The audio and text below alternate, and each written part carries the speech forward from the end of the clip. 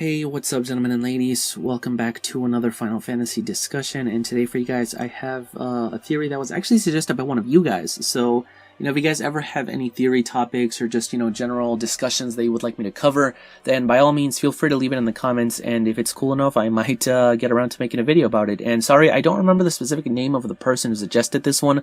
I'm sorry, but for future reference, I'll, make sure to keep track of all the comments and find the specific one so that I can thank the person who suggests the specific topic. Anyways, today's video actually has to do with the Final Fantasy 15 song Omnis Lacrima. I'm pretty sure that's how you're supposed to pronounce it. And basically the song does have, singing in the background. It has lyrics. And as do most Final Fantasy 15 songs, these are in Latin, which there's actually a pretty cool meaning behind them. The person who suggested it basically linked me to this website that has the translation to English for the lyrics, and they actually have a lot to do with the story of Final Fantasy 15, and I haven't really seen anyone else cover this, and I thought it was pretty interesting. So the way that this works is basically I'm going to be reading the English versions because, as we saw in my Character Name Meanings 2.0 video, my Italian pronunciation is not exactly the best in the world. And also, before I actually get started, I just wanted to say, from the very first line of the song, this is already this is relevant. So, Kingsglaive spoilers for Final Fantasy 15, the movie. I know that I've made several videos where if you haven't seen Kingsglaive, you can't watch it. And, those of you that haven't seen it and don't want to get spoiled might feel left out. But, I mean, you guys should really get to it. The movie's been out everywhere, I'm pretty sure, for quite a while at this point. So, if you haven't seen it, then I honestly got nothing for you. But for those of you that already saw it or don't care about spoilers, then let's get started with the video, shall we? So the first line is, "Our master has succumbed to endless sleep. With him sleeps power, sleeps our beloved sky, begging for forgiveness." Now, our master has succumbed to sleep. I think that's pretty obviously talking about King Regis. As we know, again, from Final Fantasy 15, Kingsglaive, Regis does die during the movie. He ends up being killed by General Glauca. And right here it says, "With him sleeps power." So we know that in Kingsglaive there is a very special ring that gives Regis power, and it's basically through the previous kings of the Lucis Kingdom, and who have basically just turned into spirits at this point, and they're giving Regis power through the ring. We know that only people who are worthy or who have royal blood in them are allowed to use it, as we do see several other people attempt to put it on and basically just die or get hurt instantly.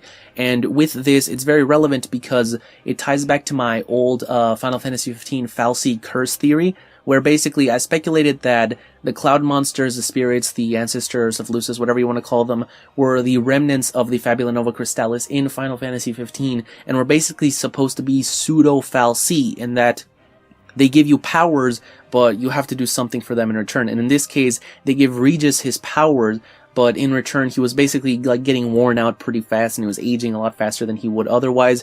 Again, I'm not going to repeat the whole theory in this video. You guys can go check that out on your own, but it is pretty cool, and Kingsglaive basically all but confirmed that. So it's pretty cool that they mentioned that there. And also right here, they very specifically say, "Sleeps our beloved sky." And for those of you that don't know, the last name of the royal family in Lucis is Callum, which means sky in Latin, so it could tie into that in some way, shape, or form.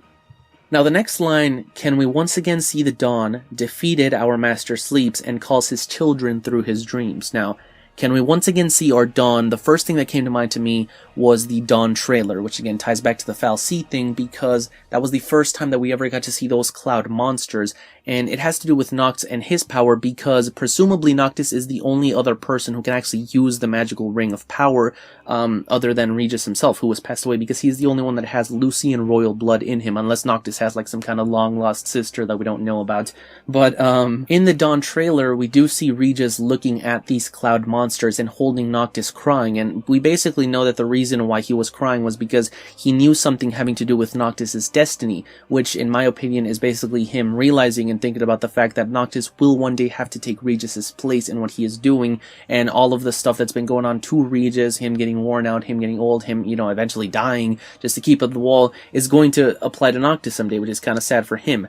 And again, defeated, our master sleeps and calls his children through his dreams. Now, in his children, I think he's supposed to be talking about, well, obviously Noctis, because he is, Regis' son, but more so just the party in general, so Noctis, Gladio, Ignis, and Prompto. for any of you that have seen Final Fantasy Peasant's Theory, who likes to tie in a lot of Final Fantasy 15 to Norse mythology, he basically theorizes that Regis is supposed to represent Odin, and the 4 party members are supposed to be the 4 sons of Odin, who in Norse mythology, right around in Odin's horse, which I don't remember the name of off the top of my head, which in Final Fantasy 15 would be Regis's car. So it kind of all ties in because, you know, I guess if we're talking about spiritually or whatever you want to call it, they would all technically be Regis's kids, although, you know, actually physically speaking, literally only Noctis is actually related to Regis himself. And then right here it says all his children through his dreams, which I thought was a very interesting line because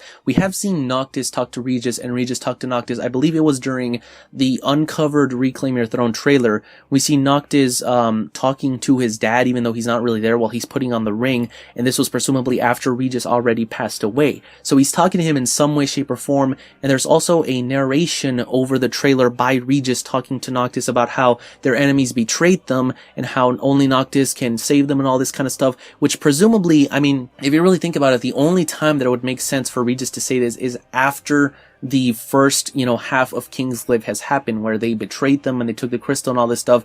And the fact that only Noctis can do it, presumably, again, means that Regis is already dead. And there is no point where Regis could physically be saying this to Noctis either during the game or during the movie. So I think that there's going to be some way, shape, or form that Noctis and Regis can communicate during the game, even after Regis is dead, whether it be through his dreams or through the ring or through spirit or in some way, shape, or form. I guess we'll end up seeing. Now, behold the day of glory, at last awakened by the whispers of dawn. And this line is really interesting in my opinion. Know that we will fight. We are protected by our goddess. Now, the first line right here, behold the day of glory, at last awakened by the whispers of dawn. I think that this is very obviously referencing that scene that we saw during the E3 2016 trailer, where Noctis and the gang are basically wearing the Kingsglaive outfits and they are walking back into Insomnia. We see them walking basically right in front of the royal palace, where they will presumably be taking back Lucis from the Empire since they were taking over during Kingsglaive. This will be them kind of, you know, quote-unquote, reclaiming their throne, because it does says, you know, awakened by the whispers of dawn, the day of glory, all this kind of stuff. And then the second line, which I find a little bit more interesting, know that we will fight, which, yeah, we know that they're going to fight. We are protected by our goddess, which was a very interesting line in my opinion. So for those of you that don't know, I am a very strong believer that a lot of remnants from the Fabula Nova Crystallis still remain in Final Fantasy 15, and I'm not the only one. I've talked to several other Final Fantasy theorists that agree with me in that aspect. I do think that the lady in the logo of Final Fantasy 15 is Etro, even if not by name. You know, it's just kind of represent Etro, even if they changed it to Eos or whatever it ends up being. I covered more of this on my Etro theory, which again, talking about older theories and older videos and stuff like that. But I do think that it is her because it makes a lot of sense when you think about it. She is the goddess of death, and all of the previous kings of Lucis, including Regis, are dead, right? So how would they be giving you your power? I mean, at the end of the day, yes, they're kings, but kings are just regular people that are just more powerful or, you know, bigger than everyone else through our eyes. But really, they're no different from anybody else. So why would they have the power to give, you know, all of this magic through this ring to their descendants and all this kind of stuff? It's because Etro or Eos or whoever it ends up being, the goddess of death, allowed them to. She is the one that guards over the unseen realm where all of the dead people lie. And it says that they are protected by their goddess because she is the one lending them all of their power. And we know that she was a very big aspect of Final Fantasy Versus 13 back in the day, as we do, you know, I've mentioned this a million times, but we do see a painting of her in the party scene with Noctis and Stella, and we even see that picture again in Kingsglaive. So it's not even a Versus thing. It's like, it's still in the game, relevant right now. Whether it's Etro or whoever it ends up being, it's still important, it's still relevant, and this whole goddess business is, it's really interesting in my opinion. But I guess we'll end up seeing what happens with that. And yeah, I know that there's been theories about, you know, Final Fantasy Peasant mentioning that it might not be a goddess at all. It might be Regis, or it might be something else. And those are cool theories, but even if the one in the logo is not any of those, we have seen a separate picture of someone that looks like a goddess at the very least, who has an angel wing and a halo, who looks very similar to the one from the logo, and she's still in the game because that was recently. That was from, like, I believe last year, if I'm not mistaken, from episode Duske in the Genesis artwork. So it's still relevant in some way, shape, or form. How? Again, we'll see when the game comes out. Now the song repeats a lot after this, but the next original line, it says, "The children, and the children have lit a flame. For our master to find his peace, all is stained in blood." Now that last line, "all is stained in blood," is very obviously referring to how the kingdom of Lucis, and basically all of Eos really, was destroyed and taken over by the Niflheim Empire. And the previous two lines, "The children have lit a flame," obviously again talking about Noctis, Prompto, Gladio, and Ignis, about how they're going to be fighting back for the Empire and fighting back to reclaim their throne, reclaim all the land that they lost, for our master to find his peace. So it might be that Regis does not get to go to the Unseen Realm if he stays as a spirit or something along those lines, because we don't get to see all of the kings of Lucis during Kingsglaive when they're talking to Nyx during that one scene. We only get to see several of them, and we know that Regis is the 113th king of Lucis. However, during the game Final Fantasy 15, we only actually get to basically the royal weapons that you get in the game that are used for Armiger are from 13 different kings of Lucis, scattered around 13 different graves in 13 different locations across the world.